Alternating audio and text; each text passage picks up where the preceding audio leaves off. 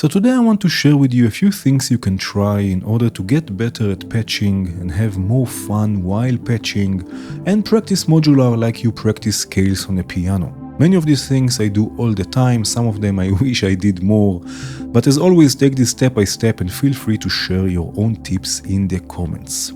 Now the first thing I would like to talk about is setting limitations, and I'm sure you heard about this quite often, but limitations are really a doorway to creativity everywhere in life, also in modular. So the first thing you can do is try and concentrate on specific modules. For example, if you're interested in sequencing, you can spend many hours, days, even weeks experimenting with a Sec3 that comes already with VCVRack without even installing anything extra. You can use it as a 3-node chord generator, try triggering it with various modules.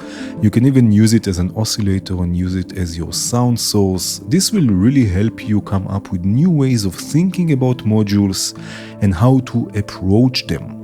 Now, something that's good to remember is always to look at the right-click menu, at least in VCVRack, since many modules have additional features you can access only through the context menu. For example, if it's a sequencer that has expanders or different options in the right-click menu, or different modulation sources. There are even modules, for example, from the Venom collection that have multiple menus. So for example, there's the frequency menu, the oversampling menu, the shape menu. Also, effects usually have different options, so really always look in the right-click menu for additional options. Another good idea is to concentrate on specific concepts, on specific techniques. For example, you can decide to spend a few days experimenting with VCAs and how to use them. There are different types of VCAs, many different ideas to explore with them, different techniques. So concentrating on specifically on ways of using a VCA can give you lots of ideas you can then use in your music and patches. And something that can really get you creative and has the potential to yield amazing results is having a fixed rack.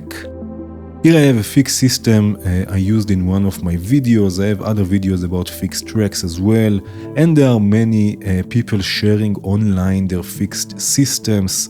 This might look intimidating at first, but if you limit yourself to something like this for about a week or a few weeks even, you can learn so much, not only about the individual modules, but also about the different ways you can achieve an idea and how different ways takes you through different sonic adventures. Of course, if you are just starting out with modular or with VCVRack, you can also try something a bit smaller. Right, this is for example a common system size in hardware. It's 104 HP and it has 2 rows, so it's 6U. It has a sequencer, quantizers, voices, filters, modulation, effects. And again, you can experiment with it for a long time and really think about certain modules or techniques in a whole new way. The next thing you can try is recreating patches and sounds, for example by following patch from scratch videos. This is an example of a patch I created from scratch in a video, so you can follow along module by module and take things to different directions, use different modules and experiment with the patch. There are other videos out there from many creative people that you can follow and learn from. And you can also download finished patches and try to see how things are patched and why. I have many patches published on Patreon. You can also download patches from patch storage. There are literally thousands of patches available for you to download and explore and get ideas and techniques you can use in your own patches.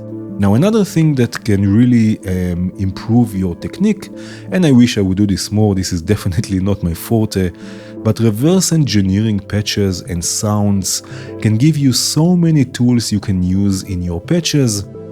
And this doesn't have to be something created in VCV. There are so many videos out there on how you can synthesize sounds in various VSTs or plugins, and you can just follow along in VCV or with your modular and let the process take you to different places. For example, there are videos from Dash Glitch that are quite helpful, or Science of Life, so you can follow along and try recreating things with VCV or with your modular. Something that can be helpful and fun is documenting your experience and journey, for example in form of writing down patch ideas. Right, and again, this can be in written form like I have it here. I also gathered many ideas into a PDF and even written a book eventually. And you can also create small patchlets or ideas that you like, go back to them, expand on them, load them into your patches. Another thing you can try is recording your patches. You can use the VCV recorder module. You don't have to record full performances and patches, just record ideas and then listen back to them and see where and how you can improve things and where you need to put more work. Now, something that really helped me and I still love doing is going through manuals. Right, for example, this is the manual for the VCV modules.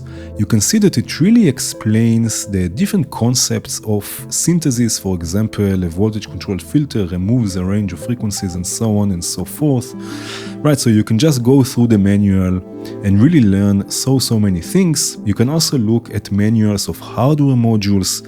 Never mind if you own them or not, but in many cases they will have patch ideas that you can try also with other modules. For example, this here is the Oct from Instruo. This is the manual from Oct, and you can see there are patch examples. And Oct is nothing but an LFO, right? And you can use other LFOs and get ideas of how to use them just by looking at other manuals from hardware modules. And also I really recommend taking a look at the Moog manuals. Never mind of the modules or of the different synthesizers they have. This is the Mother 32, for example. Right, also they will explain a lot of concepts of synthesis and might give you ideas of how to use different modules and parameters and how to build more complex patches. So really looking at manuals is much more than just seeing how individual modules work. It can also show you how basic concepts work and give you ideas to try with other modules. The next thing you can try is doing things a bit differently than what you are used to, using modules for something else that they were meant to. For example, instead of using VCOs as your sound sources, try using LFOs, filters, or even sequencers as your audio, or using clock dividers and logic modules to process audio instead of using clocks and gates. You can also try challenging yourself with different guidelines. For example, building a full patch without using any filter modules, without any sequencers, finding other ways to sequence things and not using any effects, and concentrating on sound design without drowning things in reverb. This can make you do things in different ways and give you tools and ideas to try in your music and sound design. Another challenge you can try is adding modules by random, and this is quite easy in VCV. Again, if I open the browser, I can sort modules randomly and then, for example, just use the first module that comes up. This will force you to try new modules and by that try new ways of doing things. The last thing I would like to mention is again going back to the idea that modular, even if it's VCV or hardware, it's an instrument just like any other instrument. Just like you would practice scales on a piano, you also have to practice patching and learning modules. So having just 5 or 10 minutes every day for practicing can make such a huge difference. And it's important to have fun practicing, otherwise it doesn't make sense. So try sitting down every day for a few minutes even, without having the pressure of building a full patch. Don't even think about having a finished patch at the end of the practice session. Just concentrate on practicing and having fun, and try and set small goals for each session. For example, creating a drone or a drum voice or a simple melodic sequence, and just do that for a few minutes. Now I know it's hard to find the time. I'm working full-time and I have 2 kids, so time is something I take seriously. But after a while, after a few days even, you get used to it and you start missing it and looking forward for your next session. So just start slowly, a few minutes every day, small steps, and don't forget to have fun. I wish you many sessions of fun patching and lots of happy accidents in 2025. Thank you again for your support and for watching. Cheers!